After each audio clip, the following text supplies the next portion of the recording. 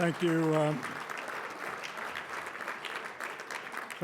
Thank you very much, Roger, for that overly kind introduction. I've never been introduced before with an introduction that had a sentence that began, like Aristotle, comma, which your introduction proves that not all forms of inflation are painful.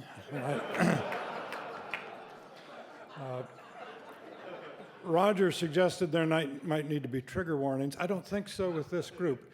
Trigger warnings are for men paralyzed by an exquisite sensitivity and by women who are such frail flowers, they must, when they hear almost anything, they must pluck up their crinolines and repair to the fainting couch to experience the vapors, and I don't see anyone like that in this room tonight. I too want to thank Lauren Noble for the heroic work of putting this together. One would like to say that this is the first and last such dinner. I suspect not. In fact, I think the idea of, I'm not sure we want to cure the current hostility to speech on campus if it means we won't have more dinners like this. In 2007, a young man named Keith Sampson, not so young actually, he was approaching middle age. He was working his way as a janitor through the Indiana University / Purdue University Indianapolis campus when he was accused and convicted without a hearing of racial harassment, or in the official words of the university, of openly reading a book related to a historically and racially abhorrent subject. What had he done? Openly reading. He was reading a book called Notre Dame versus the Klan. It was a book about a struggle, a great struggle in 1924, when the Klan was ascendant all across the country, but particularly in Indiana, and Notre Dame students engaged in a ferocious battle against the Klan. The book he was reading had on its cover of its dust jacket a black and white picture of a Ku Klux Klan rally. Someone saw the jacket, someone was offended, therefore, historic non sequitur, therefore someone must be guilty of something. I want to talk to you tonight about how we got here, and if you'll forgive me, I'm going to take you on a mild seminar all the way back to 19th century Germany, but we'll get to that in a minute. First, I have a confession to make. In 1976 in this city, when Bill Buckley's brother was the incumbent senator from New York, he was a friend of mine, and he was running against another friend of mine who became my very best friends, Pat Moynihan. And the night they were both nominated in June 1976, Jim at his headquarters said, I look forward to running against Professor Moynihan, and I'm sure Professor Moynihan will conduct the kind of high-level campaign you'd expect of a Harvard professor. And over at Pat's headquarters, a journalist said, Pat, Jim's referring to you as Professor Moynihan. Pat drew himself up to his full and considerable height and said, the mudslinging has begun. My confession is that I once was a professor. Because as was rather indelicately revealed, I got a PhD from Princeton. That's irrelevant because I believe the most important decision taken anywhere by anyone in the 20th century was the decision about where to locate the Princeton Graduate College. President of the university, Thomas Woodrow Wilson, wanted it down on the campus integrated with the undergraduate college. His nemesis, Dean Andrew Fleming West, wanted it where it now is, up on a little hill overlooking the Princeton golf course. The President Woodrow Wilson had one of his characteristic snits, resigned as president, went into politics, and ruined the 20th century. I simplify a bit and exaggerate somewhat. It was at the Princeton Graduate College that I got the PhD that got me to be familiar enough with campuses to be invited by Scripps and in a win-win situation. I didn't have to go to mingle with them, and I got to come here tonight. What I want to talk to you about tonight is the amount of intellectual ingenuity that is now devoted to rationalizing the disappearance of free speech. For 40 years now, every bit of jurisprudential thinking about the First Amendment has been devoted to explaining how we can balance First Amendment freedoms against other competing and superior, we're told, values, balancing away the First Amendment one bit at a time. 35 years ago, for example, a Stanford law professor wrote a paper of 31 pages, 62 footnotes, and one supremely weird idea. And it was that Brown versus Board of Education, the desegregation decision of 1954, requires censorship of speech. Now, you may not have read it that way, but let me explain. He said that the message of Brown versus Board of Education was that segregation transmits messages of inferiority. Therefore, it is constitutionally permissible, indeed required, to suppress racist speech, from which it is, of course, a short step, what we've now already taken, that all speech offensive to traditionally subjugated victims can be indeed, under the Brown Doctrine, as this professor understood it, must be suppressed. That is just a bit of evidence for my thesis tonight, which is this, that free speech has never been, in the history of our republic, more comprehensively, aggressively, and dangerously threatened than it is now. The Alien and Sedition Acts arose from a temporary, transitory fever and were, in any case, sunsetted and disappeared. The fevers after and during the First World War and in the early Cold War era also were eruptions of a distemper rooted in local conditions and local issues bound to disappear, which they did. Today's attack is different. It's an attack on the theory of freedom of speech. It is an attack on the desirability of free speech, and indeed, if listened to carefully and plumbed fully, what we have today is an attack on the very possibility of free speech. The belief is that the First Amendment is a mistake. I will have something to say later on about a phenomenon yesterday. Yesterday, the Democratic Party, the oldest political party in the world, the party that guided this country through 2 world wars and is more responsible than any other for the shape of the modern American state, the Democratic Party's leading and prohibitively favored front-runner candidate for their presidential nomination, announced 4 goals for her public life going forward, one of which is to amend the Bill of Rights to make it less protective. It's an astonishing event. She said that she wants to change the First Amendment in order to further empower the political class to regulate the quantity, content, and timing of political speech about the political class. And so far as I can tell, there's not a ripple of commentary about this on the stagnant waters of the American journalistic community. Well, the belief that the First Amendment is a mistake and that the real right that people have regarding speech is the right to avoid speech that annoys them. The column that got me here tonight, for which I'm grateful to it, contained the following sentence, and this is the one that got me in the trouble. Roger mentioned it. I said, quote, "Colleges and universities are learning that when they say campus victimizations are ubiquitous, and when they make victimhood a coveted status that confers privileges, victims will proliferate. And to ensure that they proliferate, we have minted the doctrine of microaggressions and to the idea that one has an entitlement in our entitlement society to a cocoon of serenity everywhere." Well, as proof of this, I give you the following. I mentioned the Princeton Graduate School.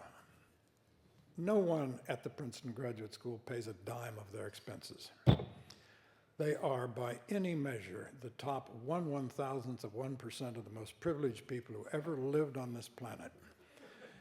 And a few of them, to wit, the Black Graduate Caucus, the Latino Graduate Student Association, and Graduate Women of Color, recently sent the following protest note to the Princeton administration because Princeton had shuffled their diversity and multicultural and sensitivity bureaucracy by adding 2 new people. Their protest said this: Princeton University has deepened the anguish and intensified the alienation of its graduate students of color. Stop laughing, this is serious business here. Students of color are constantly besieged by the racism at Princeton. Surviving Princeton for students like us is more than a struggle. It is a battle for one's life and sanity, for the dignity of one's non-white flesh. Now, how did we get here? To explain that, I'm going to draw a little bit on my academic background. I am a faculty brat. I grew up around the campus of the University of Illinois, where my father was a professor of philosophy. And before I turned to journalism, or as my father said, before I sank to journalism, I was briefly a professor, because on leaving Oxford, I applied to a distinguished law school and to Princeton in philosophy, and chose to go to Princeton because it was midway between 2 National League cities. Gives you a fair understanding of my intellectual seriousness. But I want to give you a little tour of the intellectual history that brought us here. As Lawrence said in addressing us earlier this evening, ideas matter. When the conservative movement and Bill Buckley were young in the late 40s and early 50s, Richard Weaver published a book, Ideas Have Consequences. The longer I live around politics, and I'm now at the second half of my 5th decade in Washington, the more I believe that only ideas have large and lasting consequences. We are living today with the bad consequences of 2 bad 19th century ideas that were imported, like much of progressivism, from Germany. Consider some of the consequences.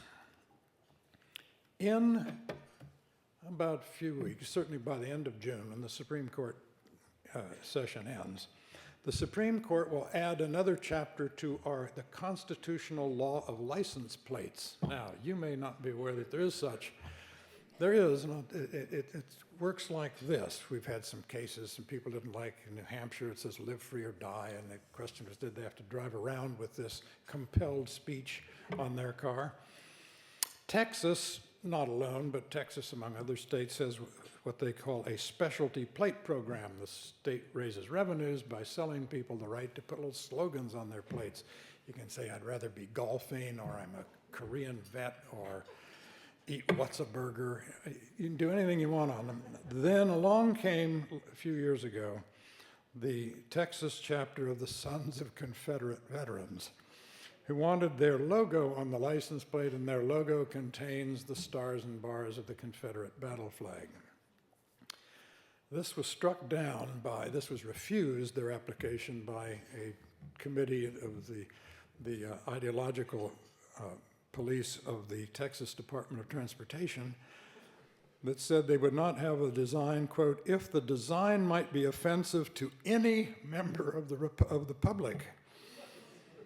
Well, that means you can't have a swastika and you can't have lots of things. And the Supreme Court, I guarantee you, is going to say by the end of June, get out of the business, Texas. Because if you can't have, if you start editing the messages, you're trespassing on unconstitutional grounds.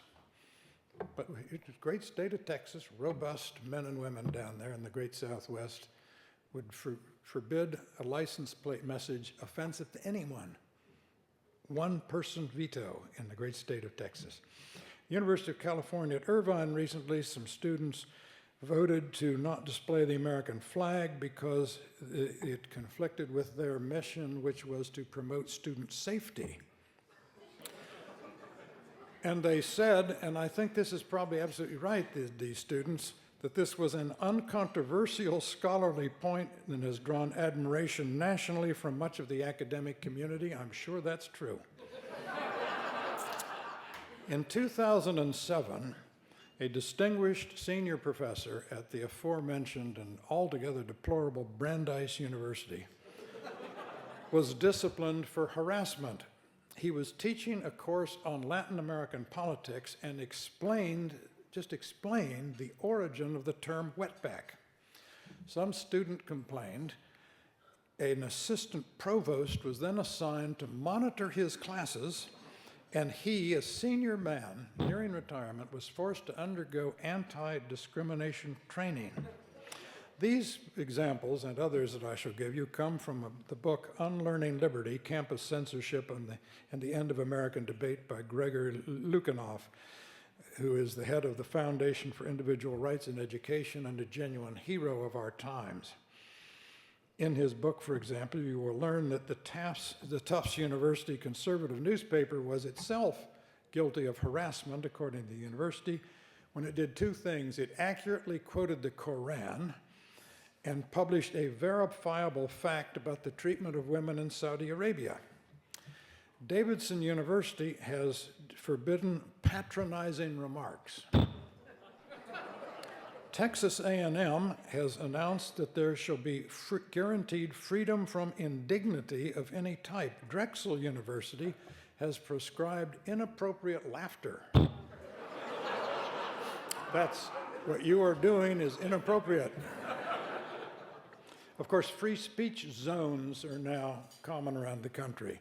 Some of us thought that James Madison of the great class of 1771 in Princeton University, that James Madison established a free speech zone coast to coast. Not true. At Texas Tech, which has an undergraduate enrollment of 28,000 people, the free speech zone is actually, and I'm not making this up, I couldn't, it's a free speech gazebo that is 20 feet wide.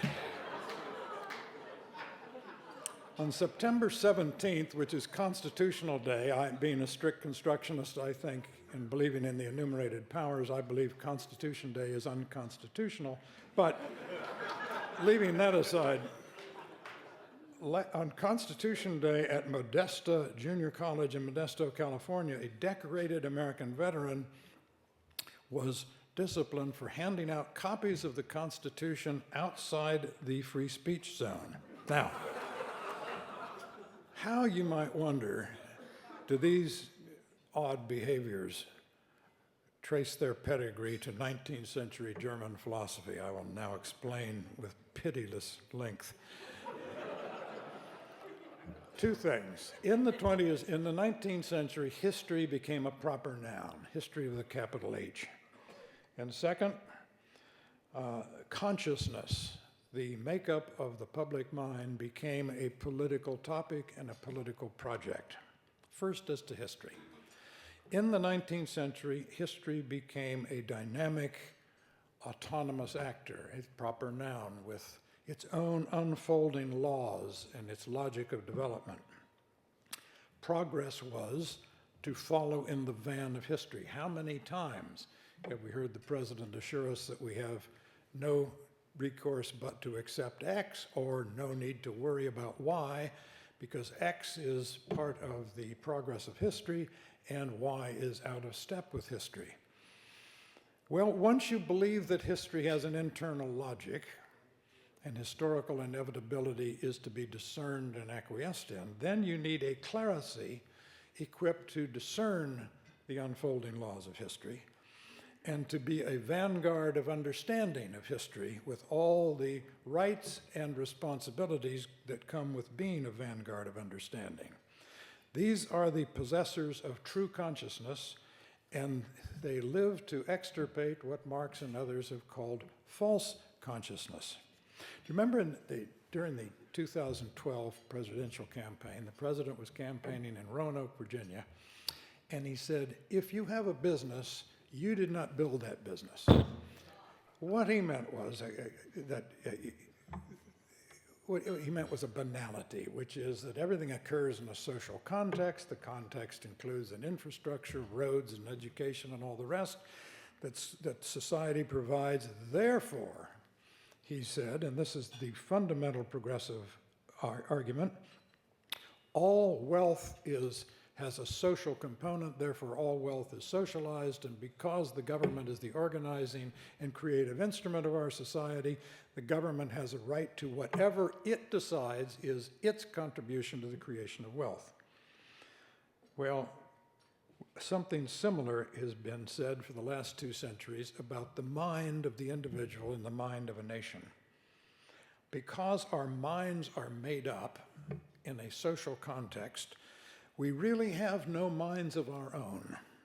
The minds are social constructs. This is a kind of totalizing way of looking at the world, and it leads, as night to day, to totalitarian impulses. Recently, the National Association of Scholars, a wonderful outfit of right-minded and therefore small group of academics, published a wonderful report that you all should read, or you can read Will's distillation of it in tomorrow's column, on the religion of sustainability that has now taken over our campuses. The doctrine of sustainability, as the word implies, postulates that we live in a world of grinding scarcity and increasing fragility. And therefore, we live in a world that requires total control and a permanent crisis. Once you postulate, as sustainability advocates do, you know that Cornell has 403 sustainability courses, including the ethics of eating. Yale, don't laugh, Yaleys. You've got hundreds of them that are not seriously, that are listed as sustainability courses. Well, once you postulate that the world is teetering on an ever more grinding scarcity, and the planet itself is as fragile as a potato chip, you live in a state of constant crisis, and as has been well said, never let a crisis go to waste. Well, if you can control the promptings of the social environment, you can therefore, according to this view of the world, control minds. And you can, if you are sufficiently rigorous in controlling the social environment, you can end false consciousness, which brings us back to Woodrow Wilson. Wilson was, of course, the first PhD to be president. He was the first president of the American Political Science Association, and he was the first president to criticize the American founding, which he did not do peripherally, but did root and branch. His complaint was with the separation of powers itself, and with the doctrines of the Declaration of Independence, in the bright light of which the Constitution must be read and construed.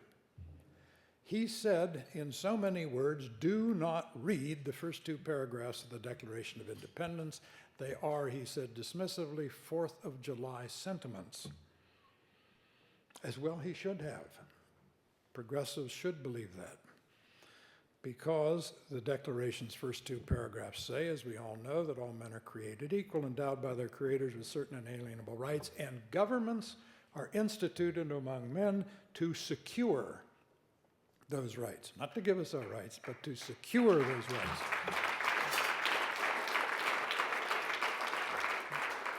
The Declaration, in the light of which the Constitution be construed, is a charter of limited government, limiting the government to protecting natural rights. Well, that was not good enough for Woodrow Wilson. Progress for him meant progress up from the founders. Science was in the air at the time. Edison, Ford, Marconi, the Wright brothers, and political science had its own day. He was present at creation. Indeed, he was the creator of the academic study of administration, which represented his worship from afar of Bismarck's Prussian bureaucracy. In 1912, during the campaign, Woodrow Wilson said, "The history of liberty is the history of limits on government power." Oh yes, he meant the history of liberty, not the future of liberty. The future of liberty, he said, would be a much more energetic government, emancipated from the restraints of the Constitution. He said the Constitution was all right once, of course. He said when we were a nation of 4 million free souls living within 20 miles of Atlantic tidewater. But now, he said, we are a nation united by steel rails and copper wire, and we need a more robust and energetic and centralized and regulating administrative science to bring us into tune with progress. Our old Newtonian constitution of limiting, balancing, rivalrous institutions must yield to a Darwinian constitution, a living, organic, evolving, and permissive constitution. This, of course, was taken up by Herbert Croly, one of the founders of the late and altogether unlamented New Republic. In 1910, Croly published The Promise of American Life. It's one of the few books, I can think of no other actually, published in 1910 that is still in print. It was given, it was a sensation of the day. It was given by Brandeis to Theodore Roosevelt, who was off in his post-presidential safari to shoot large animals in Africa. And Teddy read it over there and was transfixed. In it, Croly said, the problem with the unregenerate citizens of the United States, his phrase, is that the, quote, and I quote, the average American is morally and intellectually inadequate to a serious and consistent conception of his responsibilities. National life, therefore, said Croly, must be a school. Government is the principal, stern but caring. Quote, said he in his book, the exigencies of such schooling frequently demand severe coercive measures, but what schooling does not, he said. Unregenerate Americans can be, and again I quote, saved many costly perversions if official schoolmasters are wise and the pupils neither truant nor insubordinate. So in this, still the canonical text of American progressivism, there is a statement that the American citizen should be treated as perpetual pupils, hence the doctrine of the infantilization of American young people is, and their parents, is stipulated quite clearly in the great text of progressivism. Now, infants have three things in common. They are fragile, they're easily frightened, and they require constant supervision.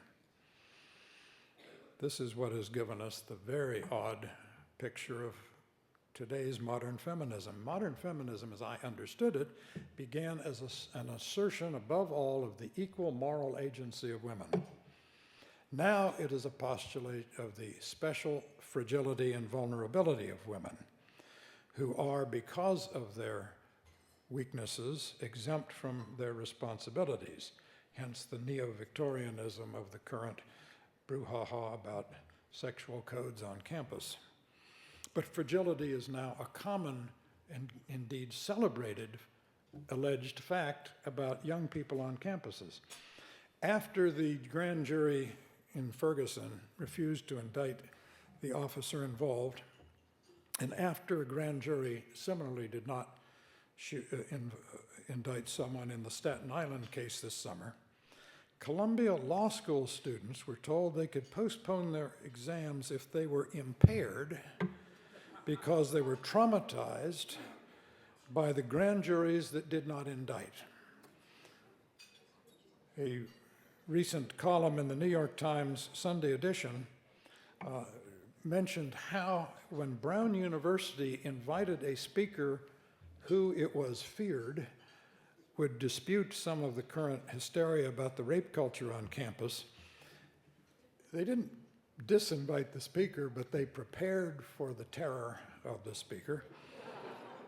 They proclaimed and created a safe space for those who would be traumatized by the speaker's appearance in Rhode Island.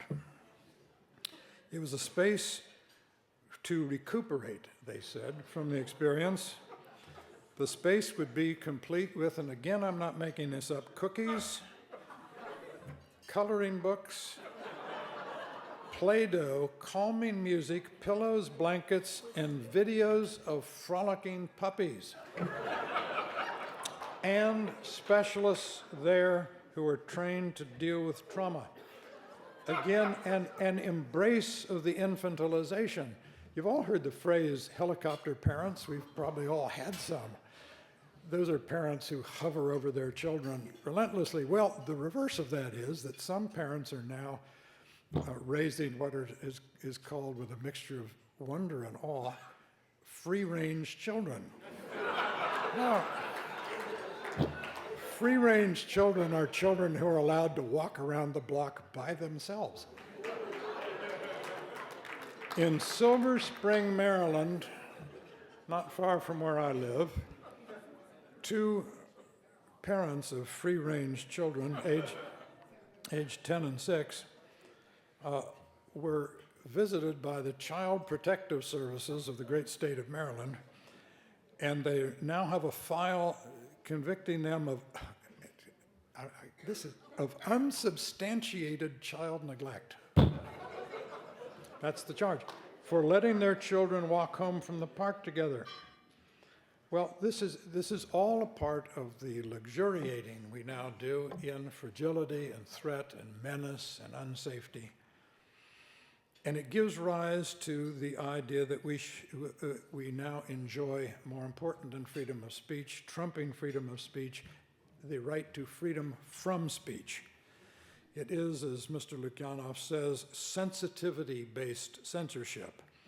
It is the right to an emotionally, intellectually comfortable living.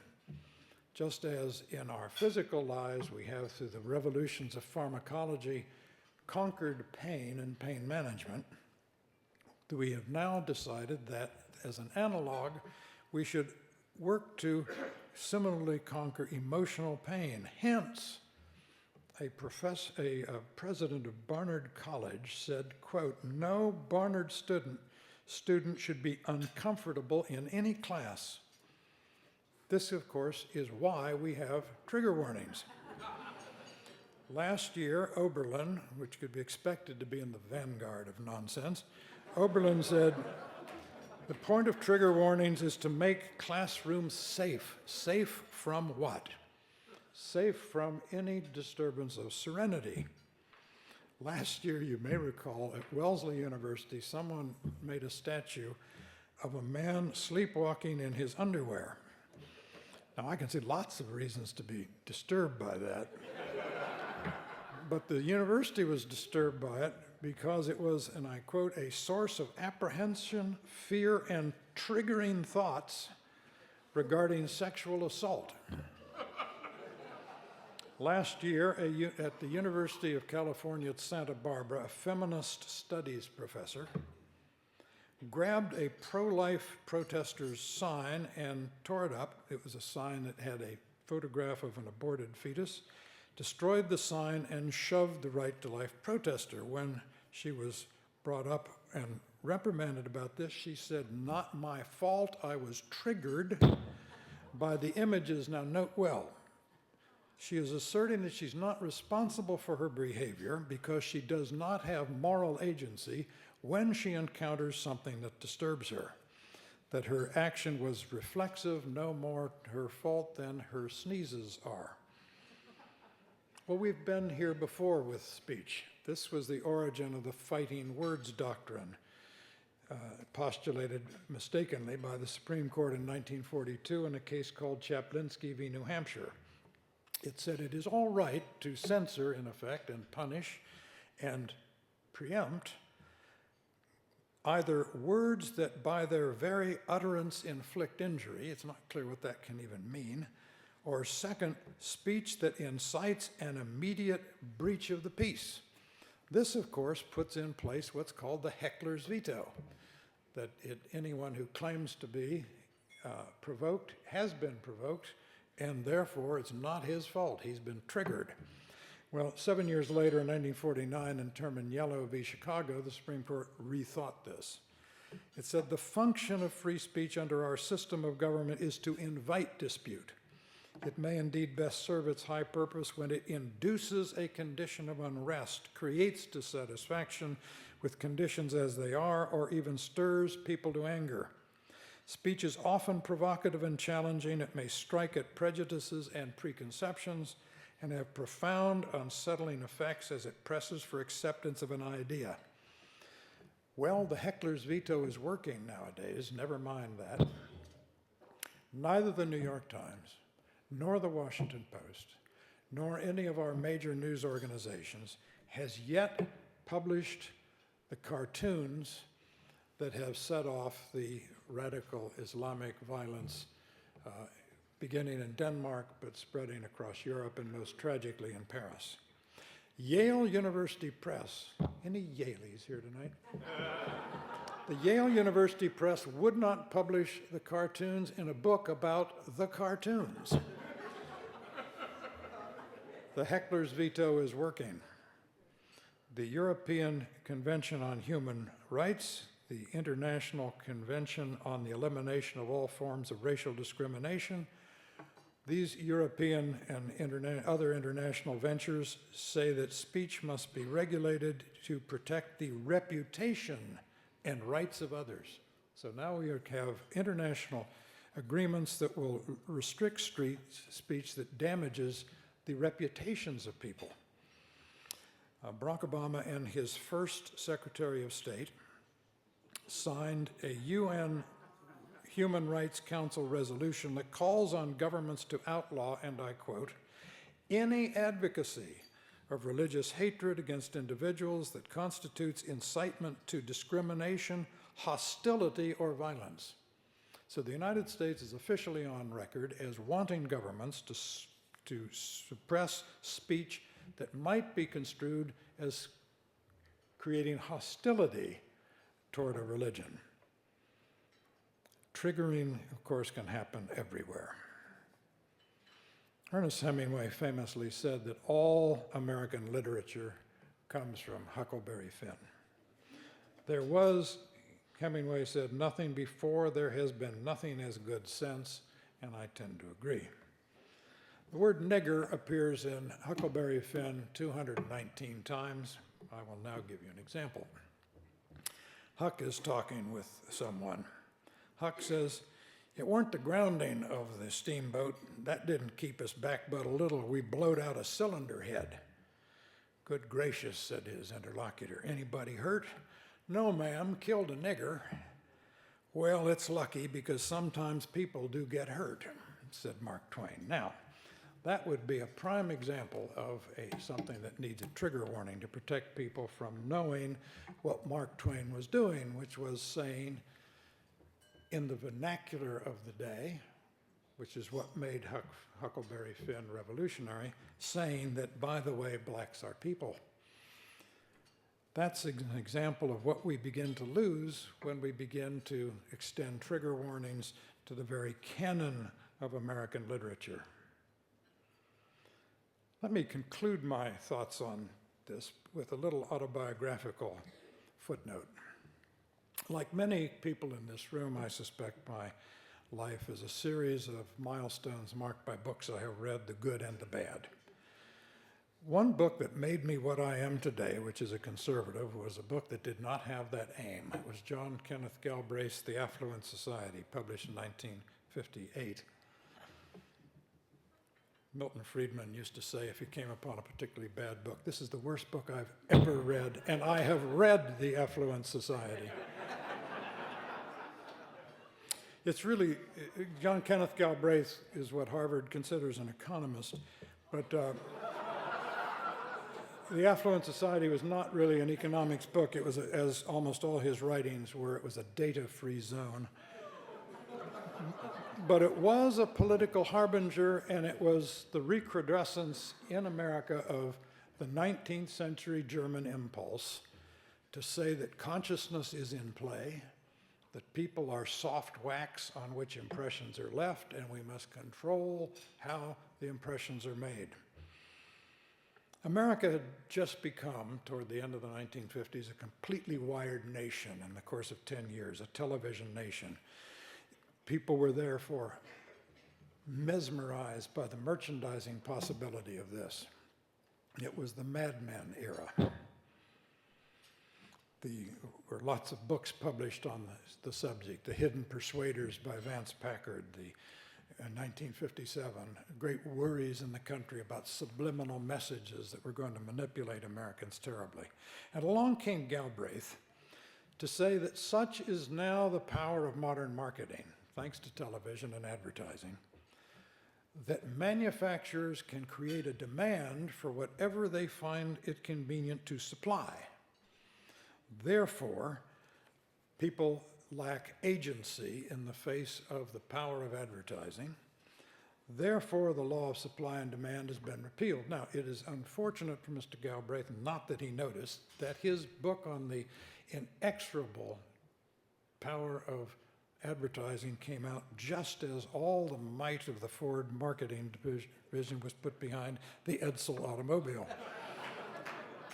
Never mind.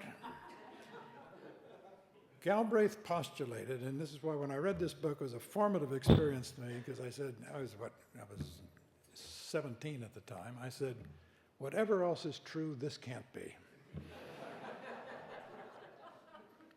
Not because the law of supply and demand would have been vitiated, but because if Galbraith was right about the malleable plastic nature of the American people, there is no need to respect consumer sovereignty. There's no need to assume that there isn't constant and pandemic market failure, thereby justifying comprehensive government intervention in the lives of the economy. But more than that, the political market itself is spurious, because voters too are soft wax. Yesterday, as I said, we saw the Democratic Party's probable presidential nominee say that one of the four most important things she wants to do in the world is end Citizens United and end the First Amendment as we have known it, to empower the government to protect the American people from money in politics, all of which is spent to disseminate political advocacy. For 4.5 decades in Washington, I've seen many bad laws passed. None as bad, none as ominous, none as symptomatic as the McCain-Feingold campaign finance law. A lot of people refer to the campaign finance laws. They say, well, they're to prevent corruption or the appearance thereof, and they always refer to them as the post-Watergate campaign finance laws. Not true. Yeah, they came after that. The impulse to regulate campaign spending in a serious way was not because of the 1972 Watergate break-in, it was because of the 1968 Gene McCarthy campaign. The Democratic Party was appalled that Gene McCarthy was able to mount a serious insurgency against an incumbent president because he got Stuart Mott and about 8 other wealthy people to give what then was serious money, $100,000 apiece, to empower his campaign. And the Democratic Party set out, and all campaign finance regulation since then traces its pedigree to this impulse. They must stop this from ever happening again, to allow a small group of dedicated supporters from enabling an insurgent campaign to challenge the incumbent orthodoxy of a party. What we see in this comprehensive, metastasizing attack on freedom of speech, an attack on what Jonathan Rauch in his wonderful 1993 book, Kindly Inquisitors, about this subject, called an attack on the 3 pillars of an open society. One is an attack on democracy itself, on how we decide who will exercise power. Second, an attack on capitalism, which is how we allocate wealth and opportunity through impersonal markets. And third, an attack on science itself, because science exists to unsettle things. Science is how we decide what is true. And instead today we are constantly plied and belabored with the assertion that science about this, that, and the other thing is settled. Salt, cholesterol, climate change, name it. Well, if the electorate is not sovereign, if the electorate's mind is passive to the touch of advertising, then democracy is a ruse and a sham. If markets never reflect the real desires of people, then there's no need to respect capitalism.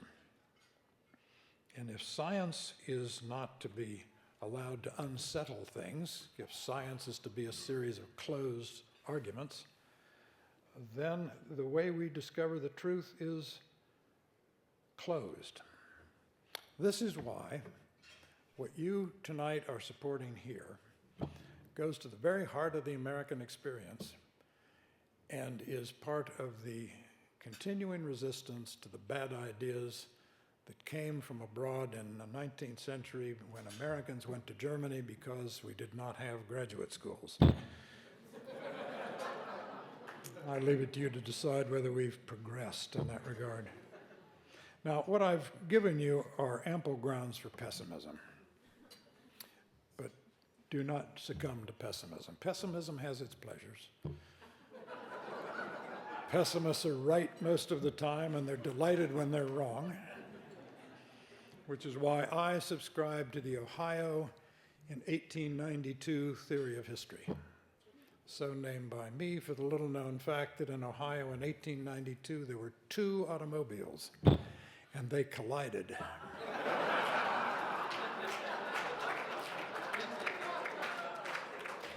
Pessimists tend to believe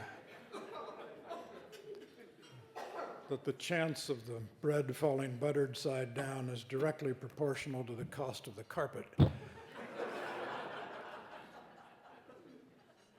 Pessimists go through life feeling the way Earl Weaver felt when he was the Hall of Fame manager of the Baltimore Orioles. He was a short, irascible, dyspeptic, Napoleonic little figure, and when he was out of sorts, as he usually was by the third inning, he was the scourge of American League umpires. He'd come barreling out of the dugout, stick his chin into the chest of a much larger umpire, and at the top of his lungs he'd shout, "Are you going to get any better, or is this it?" Things are going to get better because, in a sense, worse is better right now in academic life. The communists in Germany, when they were on the verge of losing to Hitler, had a slogan. They said, "Nach Hitler kommen wir." After Hitler, we come. Hitler would so exacerbate the internal contradictions of capitalism that he would hasten the arrival of the revolution. Well, they were wrong. But there is a sense in which worse is better for three reasons. What is happening on our campuses is contributing to the marginalization of the academy, and that's an excellent thing. If the academy is going to be taken over by people adopting an adversarial stance to American culture, the American past, and the American founding, then let it be marginalized and made ridiculous. In 1960 election of Jack Kennedy was supposed to mean the empowerment of the academy, the direct transmission of social science into policy. It was considered at that point an ornament to your administration to have luminaries from the academy. The Bundy brothers, the Rostow brothers, Arthur Schlesinger Jr., Galbraith, Daniel Patrick Moynihan, Henry Kissinger, and others. Well, if the academy is going to forfeit its prestige, good, because we don't want it trading on its prestige until institutions like the William F. Buckley program begin the slow reconquest of academia.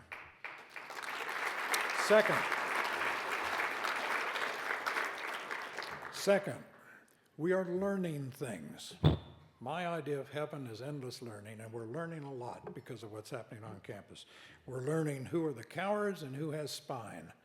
And there are more people with spines out there than we might have thought, and the William F. Buckley program and others are finding them, nurturing them, supporting them, and giving them additional courage.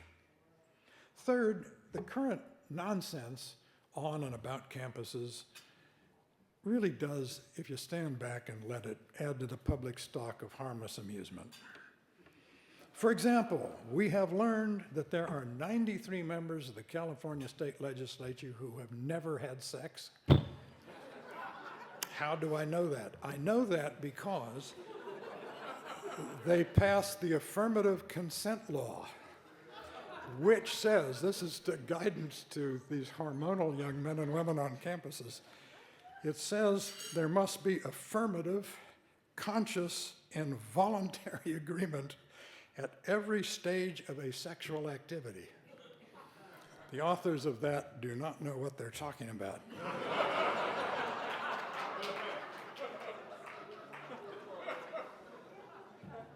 But most of all, why we should be cheerful is that the very wretched excesses being committed on our campus today are provoking spirited minorities to resist. There's the James Madison program at Princeton. There's the Federalist Society that began, as has been said, at the Yale Law School, the last good thing to come out of it. There was a Supreme Court argument a few years ago where the New Haven Fire Department came down. The guys were all in firefighting uniform over racial quotas in hiring in the New Haven Fire Department. And I went up to these uniformed guys and I said, if the Yale Law School catches fire, take your time.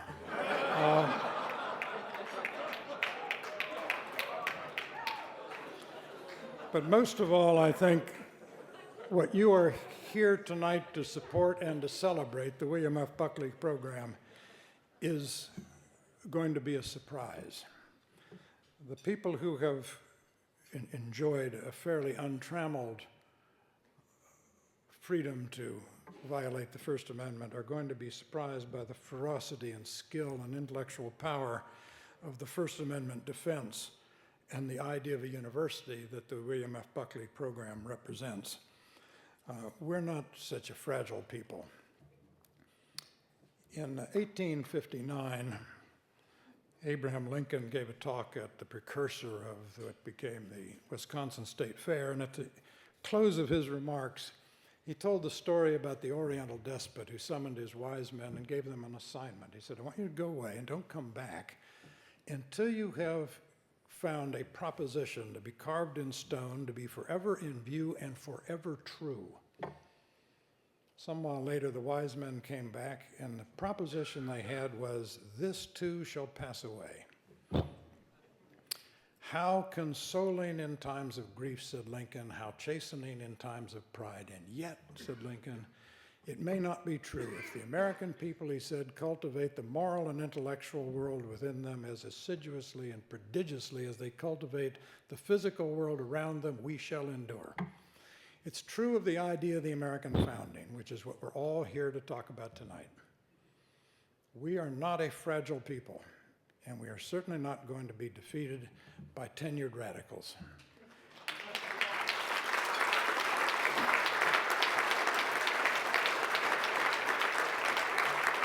I congratulate all of you for the support you're giving. I congratulate the Yale people here. I mean, you're doing Lord's work. We Princetonians can only supply so many people. We need your help. And thank you for letting me be part of this. Thank you very much.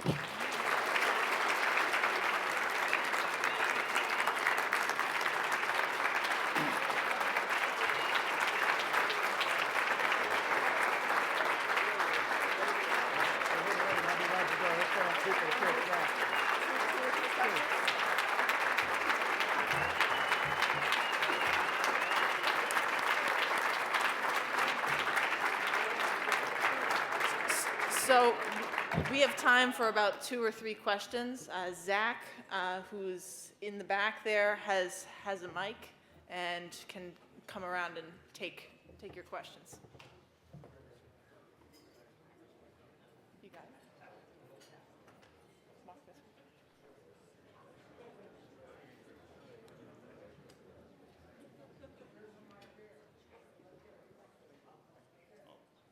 All right, thank you. So thank you very much for your talk as well. I was wondering, a lot of people, when they talk about First Amendment jurisprudence, they often say that First Amendment was supposed to protect political speech.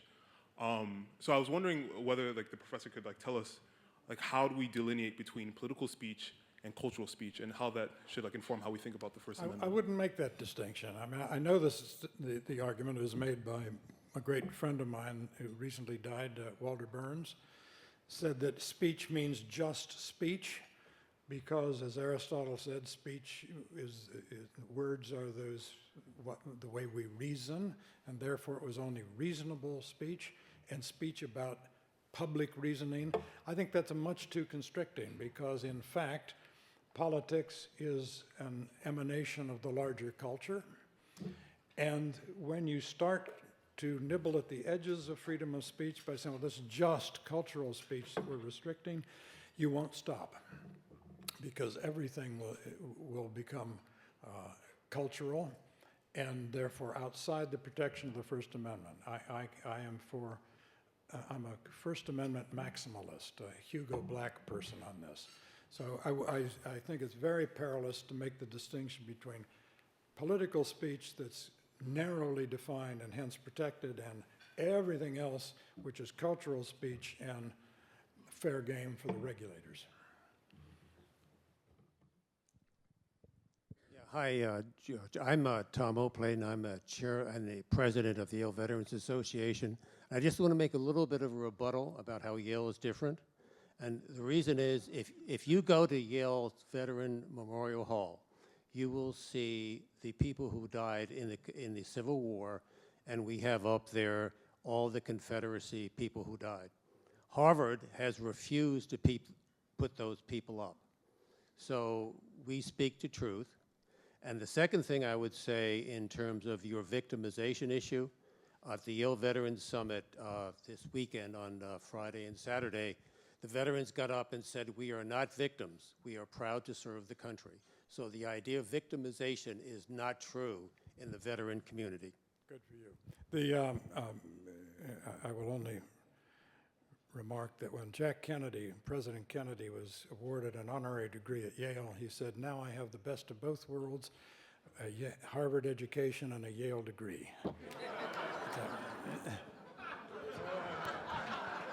So I was at that ceremony. My brother graduated in that year. He had it backwards. The greatest thing in the world is a Yale education and a Harvard degree.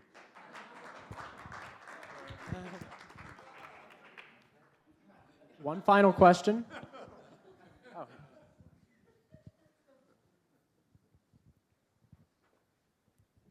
Do you think conservatives might be well served to take advantage of the idiocies proffered by the left and turn them against them? So if, for example, conservatives on campus were to take offense and have their own triggers and their own outrages at things that are said by the left and use their same arguments in reverse? No, we don't want to get into a sensitivity sweepstake here. There's a great deal to be said for insensitivity. There's a great deal to be said when someone says, "Well, you've hurt my feelings," to say politely but firmly, "I don't care really about your feelings." Someone once asked General George Marshall, he said, "What are your feelings about something?" He says, "I reserve my feelings for Mrs. Marshall."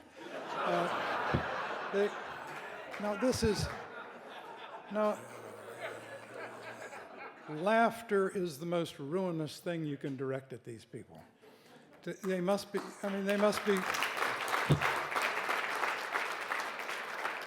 because it is exquisitely silly at the end of the day. And the more we can publicize this and the more we can not take offense, because we cannot fake being as fragile and traumatized and infantile as they are. And why try? Thank you very much.